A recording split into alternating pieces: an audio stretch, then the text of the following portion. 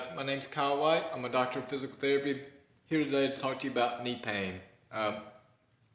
Knee pain is something that's personal to me. I've had 2 ACL repairs, so I plan to take what I've learned from my personal experiences, my education, my time in the clinic. I'm going to apply it in this video. We're going to get you some relief. So if this is a video that you like, this is the type of content that you want to see, go ahead and hit that like button.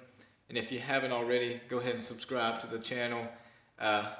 With that, guys, there can be multiple reasons why you're having knee pain. And so with that, this is going to be kind of a general approach. Not to say everything in this video can't benefit you, but I will say that if there's something in this video that causes you pain, I want you to back off that exercise. Don't worry about it. Just hop to the next one. And on the other end of that, if it relieves your pain, if it makes you feel stronger, it feels good to your knee, run with it. Keep doing it. Involve it in your day-to-day program. So with that, let's get right into it. Alright guys, I want to start this video out with some really easy self-mobilizations, some gentle stretching, just to get that knee moving, get us kind of going, especially if you have a lack of knee extension, so you're not able to get that knee all the way straight. It may be hard to notice with just one knee up there, so you may want to kind of bring both knees up and try to flatten them out as much as you can. And we'll say that my left can't get as straight as my right there. Really easy, quick assessment there. Easy way to work on that, roll that up a little bit. Just kind of bring your hands, interlock your fingers here. Come directly over the top of that knee.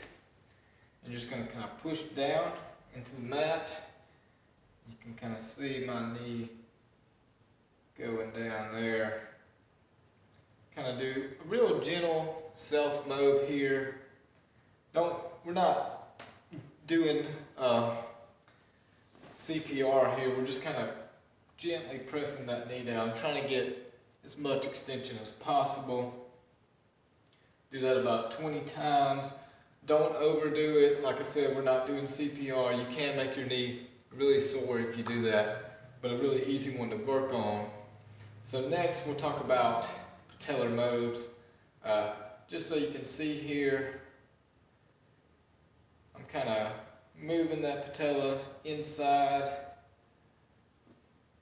moving it down, and then back up. And so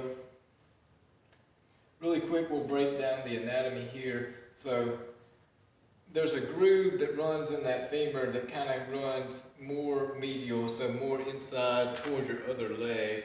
And so that patella has to track kind of inside. And so I like to tell people to focus on a medial glide, but you also want to hit all directions. We want to go down, we want to come up, we can even go out. We want to get good flexibility in all directions, but if you're going to focus on a direction, inside and up will be the area to focus on. And that just has to do with the way that patella tracks up that femur and the way that quad muscle is pulling it. And so we won't set a certain number on this. We'll just say that we'll do this for about 3 minutes. Will suffice. Good. And with that, let's talk a little bit anatomy. We got our one calf muscle that crosses the back of the knee. So we're going to kind of get that with this next stretch too. But then we've got our hamstring musculature that comes and wraps around the back of that knee. And so I remember coming back from ACL surgery, having a lot of pain kind of in the back of that knee. And it was because my hamstrings had really tightened up. I wasn't moving the way I was. I wasn't exercising as much as I used to be. And so my hamstrings tightened up on me. And so a good way to relieve the pressure on that knee joint is a good hamstring exercise. And so to do that, we can actually stay right where we're at. And you can kind of straighten up your back here. Kind of put your hands on your thigh. We're just going to kind of lean forward. If you want to incorporate that calf, you can lean out, pull those toes back with it. I don't like to encourage a lot of spinal flexion with this, so if you can, stay here and get a good stretch. You want to incorporate your calf, do so by pulling that back. Kind of the gold standard with the stretch like that is about 3 30-second holds. You can really get a good stretch without much movement at all if you keep that back straight. And that just has to do with the tilt at the pelvis. Alright, so the next thing I want to talk to you guys about is the slight rotation that we get at our knee joint. For the most part, our knee is pretty basic. It just kind of goes up and down. Our hips actually control the positioning of our knee more so than the knee joint itself. But you do get a little bit of tibial rotation on the femur. So when we're flexing, so we're bending our knee more, our tibia is internally rotating on that femur, and just vice versa. When we're extending our knee, our femur is externally rotating on the femur.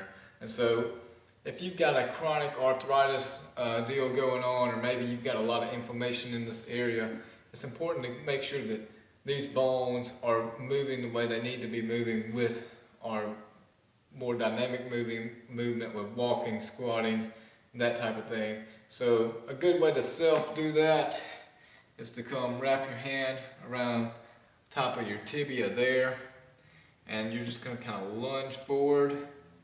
And as I do that, I'm giving that bone a little bit of an internal glide.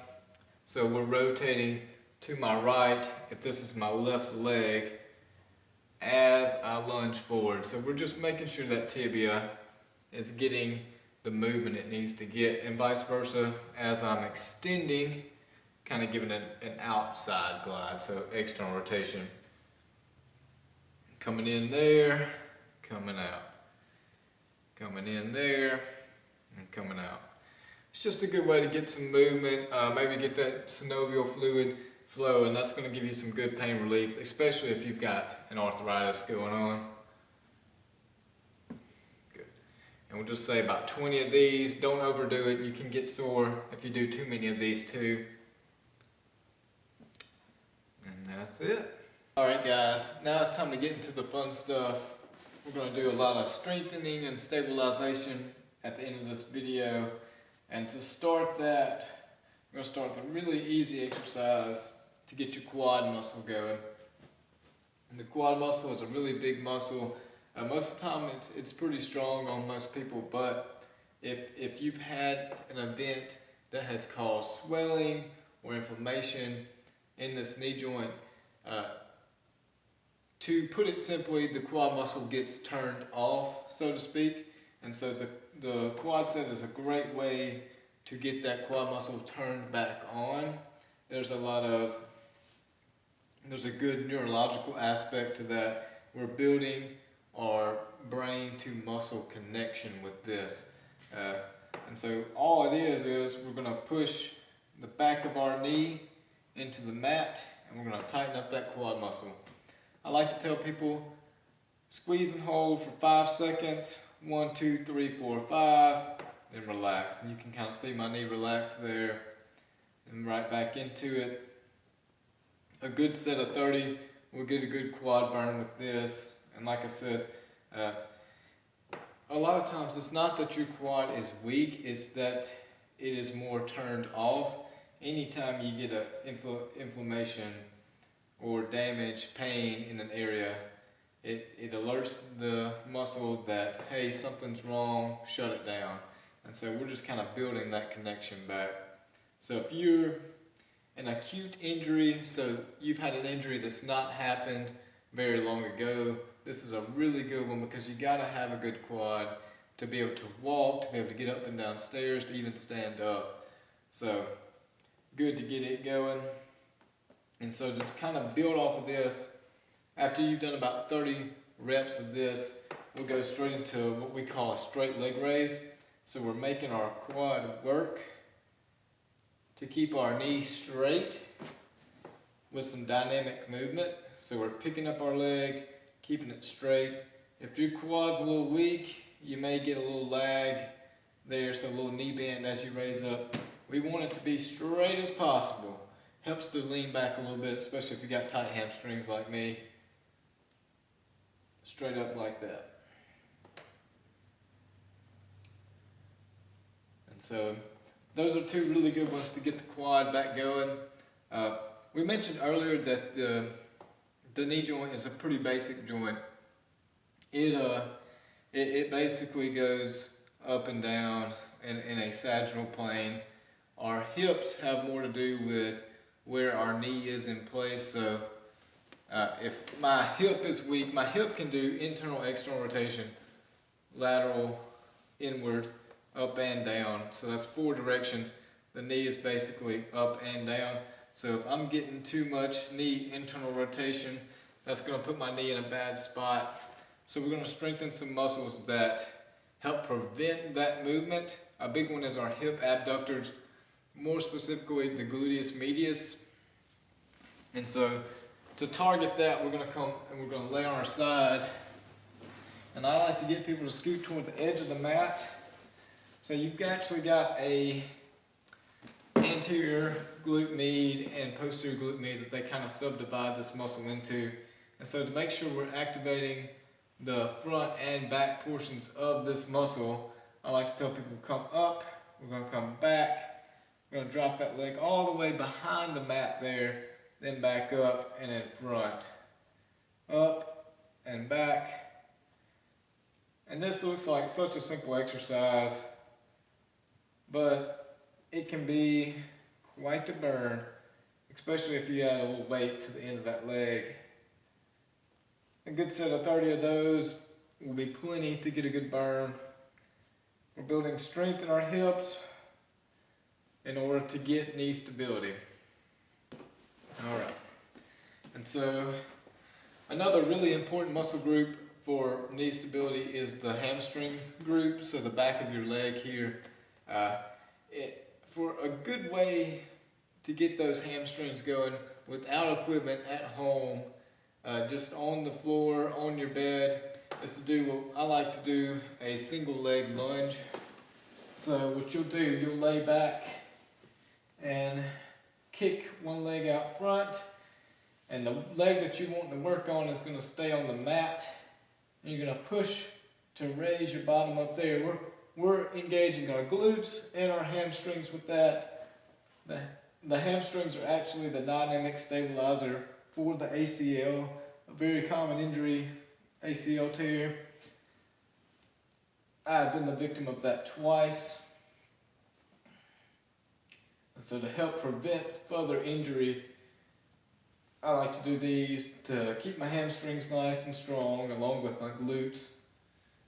Because again, we're getting stability from our hips, helps us have stability at our knees. With that, we'll do 30 reps of the side-lying abduction and the bridge. And guys, that's a really general program, but really easy stuff, but can get you a lot of relief in that knee joint. Try it. Let me know what you think. Drop a comment. Let us know some other videos you'd like for me to make. I'd be glad to do so. And if you haven't already, hit that like button and subscribe to the channel. We'll see you next time.